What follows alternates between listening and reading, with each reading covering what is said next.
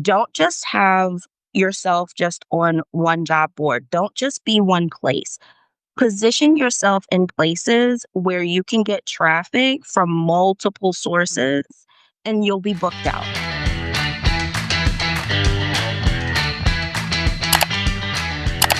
We're going to keep the conversation going with more talk about warm job leads, because it is a difference between somebody who is seeking out that service and ready to buy. A lot of you are talking about the quality of clients here and why are people ghosting you? And they're not quite ready. They're still in that research phase sometimes.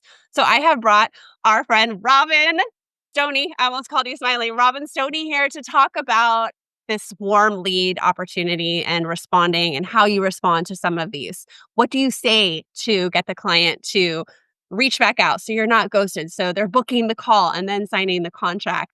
Caveat, Robyn was on the podcast. So if you want to hear more about her story, and Katie too, go back. You can check them out there. So Robyn, tell everyone hello. Tell us how you got the lead.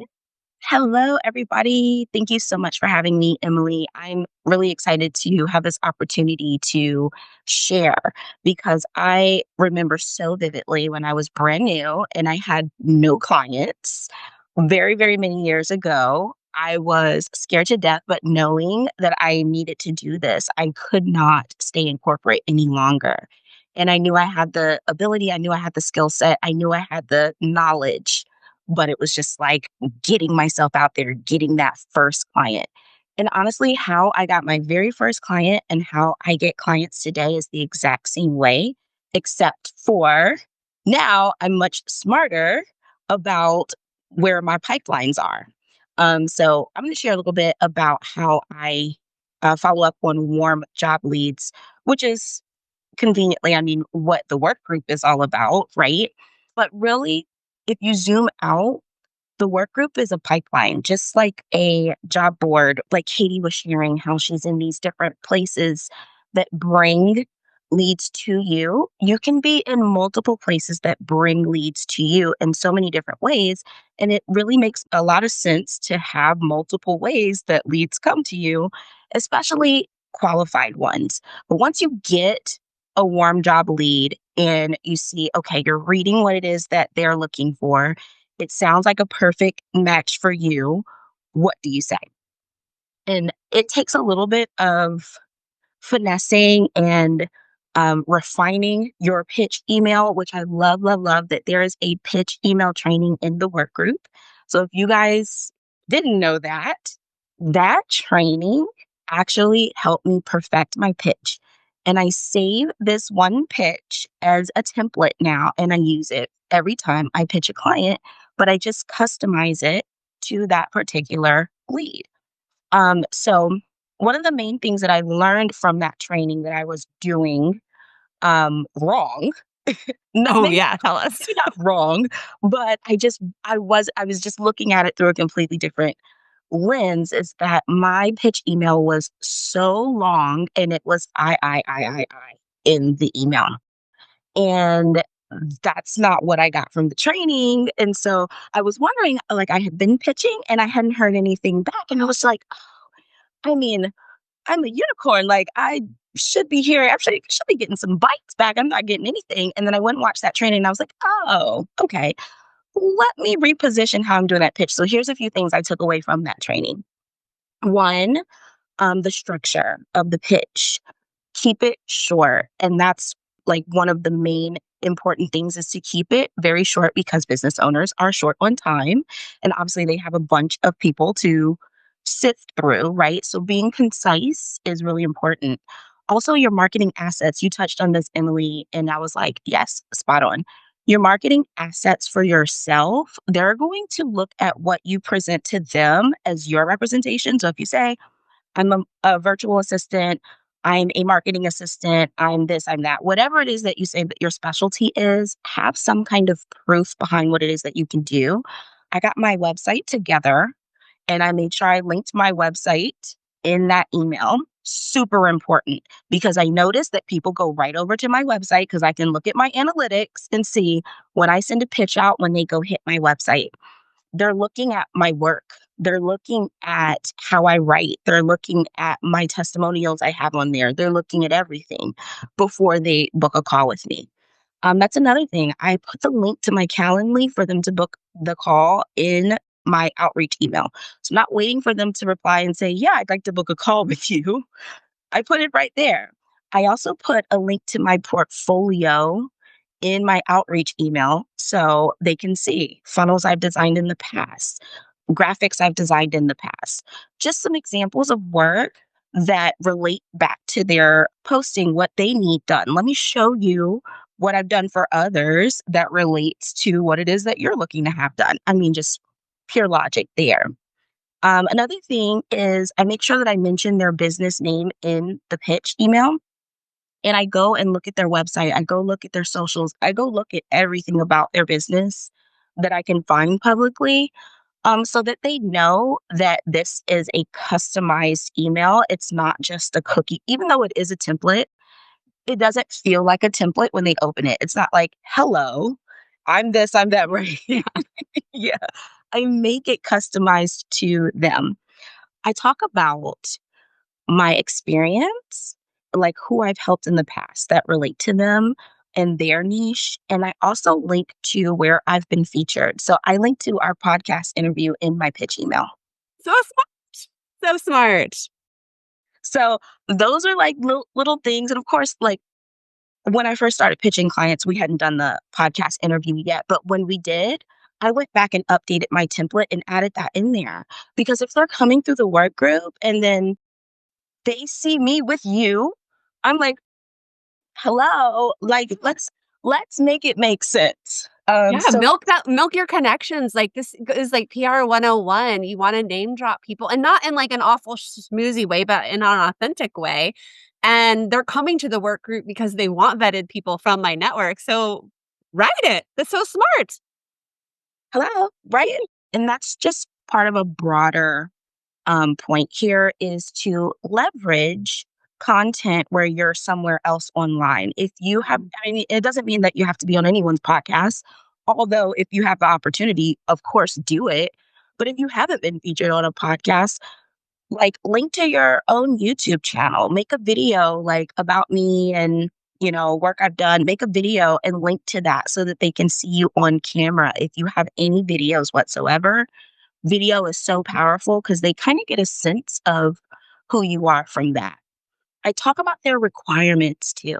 So when you read the posting and they're like, must have Kajabi experience, make sure you say in the email, I have experience with Kajabi. I noticed that's what you're looking for. And I think we'd be a great fit. I'd love to chat. Here's a link. Like, just make sure you mention what they're looking for in their job posting in the email so they know you read it. Because I think a lot of people just like spam reply Mhm.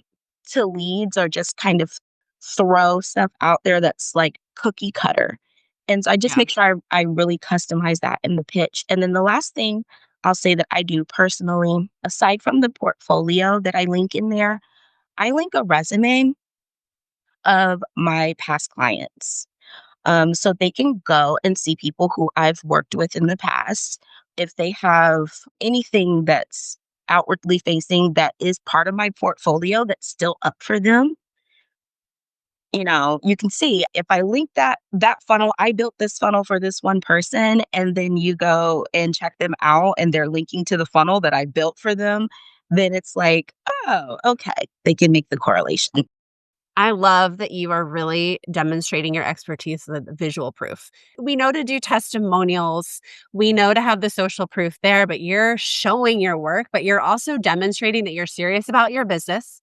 You're not just a flash in the pan. This is not just like collect a quick paycheck. You're in it. And that's really important this day and age because it's not 2010 anymore when any virtual assistant can call themselves that and do the work. So I think that is so smart with your strategic bringing the content together. What would you say to someone who's newer who might not have all of those? Yeah. What would you focus on or like how can we demonstrate it without having all like the proof of client work? Yeah. The first thing, because I didn't have that when I first got started, the first thing is your website. That's number one. The first thing is your website, your socials. Focus on your website and your socials because it really sets you apart from everyone else when you've taken the time to build a website for yourself. even if you're not building websites for them, you might be a copywriter. Where can they see you out in the wild doing your thing and talking about what you say you're an expert in? Make sure that you link to that. And so it does take a bit of you showing up for yourself. With just your website and your socials, you can create social proof for yourself where people will book you. And I have had clients book me with just a website and a social media account that I've run for myself about myself. And we started there. And then that one client became the one client on my resume. And that's it. And do you know, I've never, ever, ever, out of all of the clients I've worked with, which by the way, the work group, I just crunched some numbers Oh, yesterday. The work group has resulted in a 27x ROI for me in the last 2 years. oh So, my like, god. if you guys know about return on investment and like return on ad spend, if you can get a 3 or 4x return on ad spend, you're printing money. You're a rock star. The work group has resulted in a 27x. And I just don't know anyone who's, I don't know very many people who are getting that kind of return on like advertising anywhere close to that. No. No, never. So, like, having a qualified pipeline results in like massive, massive value for yourself if you are positioned correctly. And it really is all about positioning. So use it, leverage that. Oh my gosh, this is so good, and I did not tell you to do that. Thank you for thinking about it and crunching the numbers, because that's Yeah, exactly what I'm trying to do here. I'm making it so easy for everyone to plug themselves in there because it's hard to go out and do you can't do all that prospecting and do your client work. And I also think about when I first started, I got a web it took me a little while to get a website, but my first outreach emails, I really leaned heavy on my experience because we all started where you did. We all start with 0 clients. mhm, And I would name drop the one main client I had at some point. So I would name drop her. I would talk about what I did in my past, and I would bring up that too to kind of demonstrate the proof that I could do the work. And I had other assets out there from that work that was related because I did PR beforehand. So I could prove that I could write and whatnot. So I'm just thinking about anyone starting out, like you can get creative before you book that first client, but that first client I think is the biggest domino. 'Cause it then is. it just becomes easier to show your work and get testimonials after that. Yeah, all it really takes is one. All it takes is one. And if your belief level is like you're really shaking in your boots, because I was shaking in my boots with my first one, I was shaking in my boots. If you're really shaking in your boots, then take on a project pro bono and say, I'm going to do this. If you'll be like my designated testimonial, like I can have you just say that you were my first client. I'm going to write this off. Like, I'll do it for you for free if you'll give me a testimonial. That's what I did because I was literally just so afraid. I was scared to death. And so the first funnel I ever built was free. And that Smart. yeah, that person ended up sending me a ton of referrals herself. So again, pipelines. Don't just have yourself just on one job board. Don't just be one place.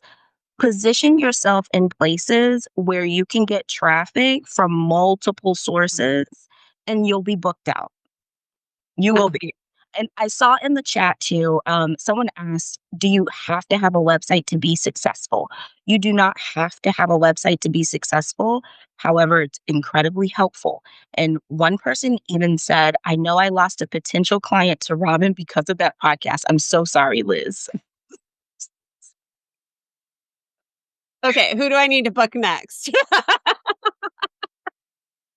Oh my god, that is so funny. But yes, you can do a one-page website, you can have a glass of wine, you can get that out, you can get your first draft out there, but it's just demonstrating. I think this day and age, like we pretty much need to have a website. It's not like the 20K websites that people did a decade ago. And you can even have a Canva subdomain now and post on there, but even a one-page website where people can book a link and see that you're serious about your business, you can do that one evening. You can do it this weekend.